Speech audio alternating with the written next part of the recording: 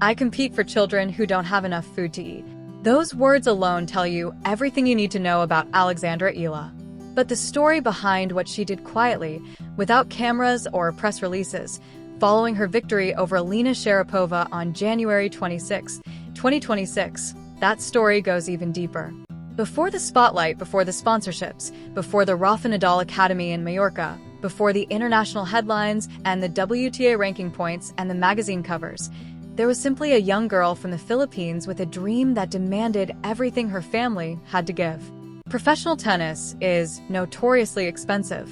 Court rentals, elite coaching, international travel, flights, hotels, equipment shipping across multiple countries, multiple times a year, rackets, strings, shoes that wear out within months, physiotherapy, sports psychology, nutrition planning. The financial machinery required to build a professional tennis player is enormous, relentless, and merciless to anyone without deep pockets. The Eala family poured every sacrifice, every peso, every ounce of energy into nurturing what was clearly a once-in-a-generation talent. But dreams collide with brutal reality. There came a stretch of genuinely dark days when the numbers simply did not add up, when the dream started to feel less like a horizon and more like a cliff ready to swallow them whole. These are the moments that end most stories before they truly begin. And then something extraordinary happened. Just when the family was on the edge of their hardest chapter, a small, quietly magnificent tennis academy stepped forward. Not a corporate sponsor with contracts full of clauses. Not a government program with a lengthy waiting list. A small, passionate, community-rooted academy that saw something in a young girl's eyes, a fire, a determination, a raw talent that demanded to be nurtured rather than extinguished. They opened their doors. They offered court time, support, and a lifeline to a family running desperately short on both. They did it without cameras or press releases, simply because it was the right thing to do. The return fast-forward through years of grinding practice sessions, long-haul international flights in economy class, heartbreaking early-round exits, lonely nights in foreign hotel rooms, injuries, setbacks, and the thousands of quiet battles that occur between a child's dream and an adult's reality. Fast forward to today. At this exact point in her career, when the world is watching, endorsement offers are pouring in, and the future is intoxicatingly bright, Eala made a quiet, intensely private decision. She chose to look backward instead of forward. She returned to the small, humble academy that had supported her family when almost nobody else did. And she did not come empty-handed. Alexandra Eala made a donation of $87,000 for a grassroots community tennis facility. That number is nothing short of transformative.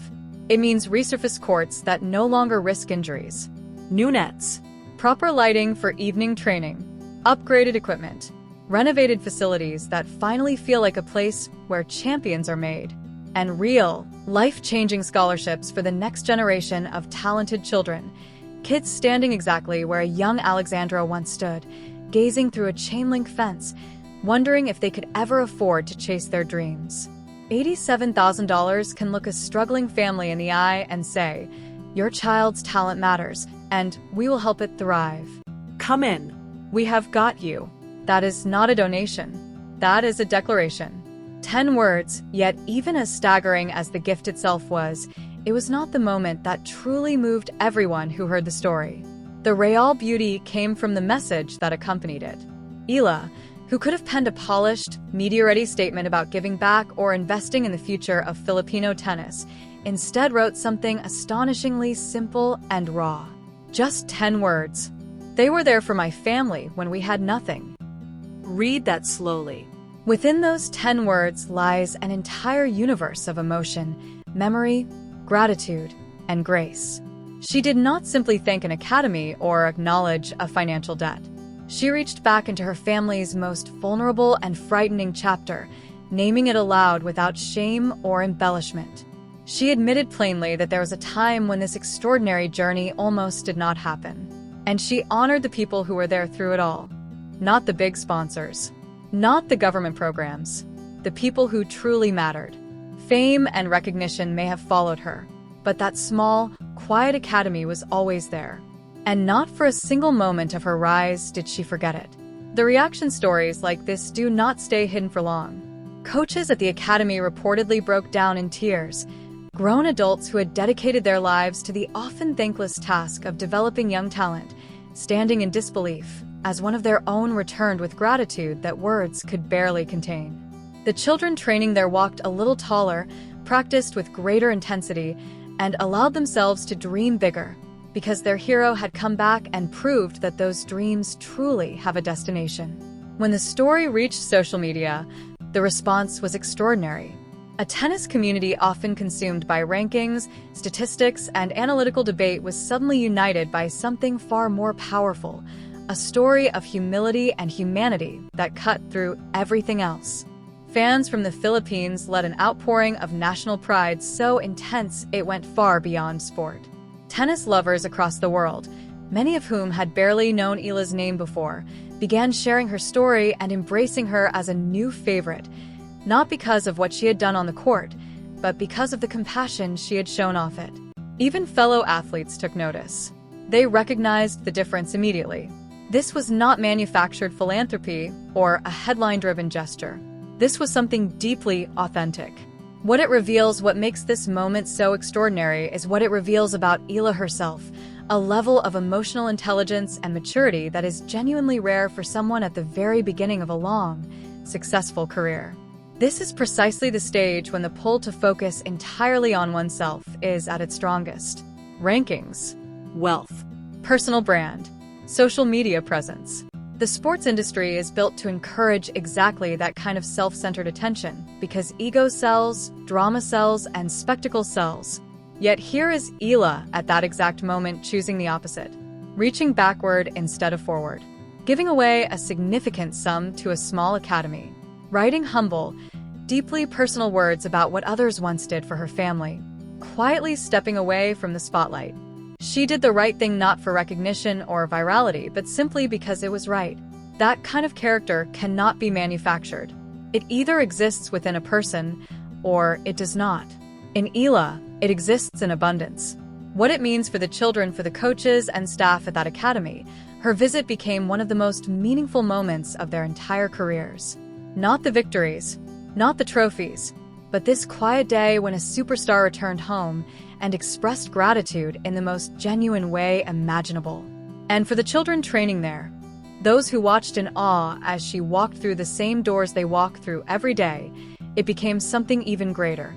A living reminder that greatness can come from exactly where they stand, that the same courts, the same struggles, and the same humble beginnings can one day lead to something extraordinary.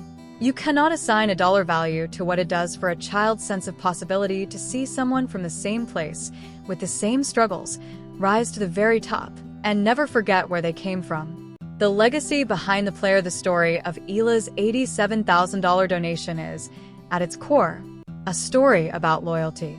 Deep, unwavering loyalty that does not fade with success, wealth, or fame. The kind of loyalty that looks back across time and distance, across the vast transformation between who you once were and who you have become, and still says, it matters. You matter. I remember. In professional sport, that kind of loyalty is profoundly rare. The tennis world will have the privilege of watching her career unfold over the next decade and beyond. And if the person revealed in this story is truly who she is, then we are witnessing more than the rise of a champion. We are watching the emergence of a genuine icon. The kind who transcends the sport, who represents something greater than rankings or trophies, who speaks to universal human values that endure long after the final match has been played. Alexandra Eala, once a young girl from the Philippines with a dream larger than her circumstances, lifted by a community when she needed it most, has climbed to the global stage through talent, resilience, and heart. And in doing so, she has become a symbol of what is possible when success is matched with gratitude. Tennis is richer for having her in it. And the Philippines is alive with pride because of who she is, not just as a player, but as a person.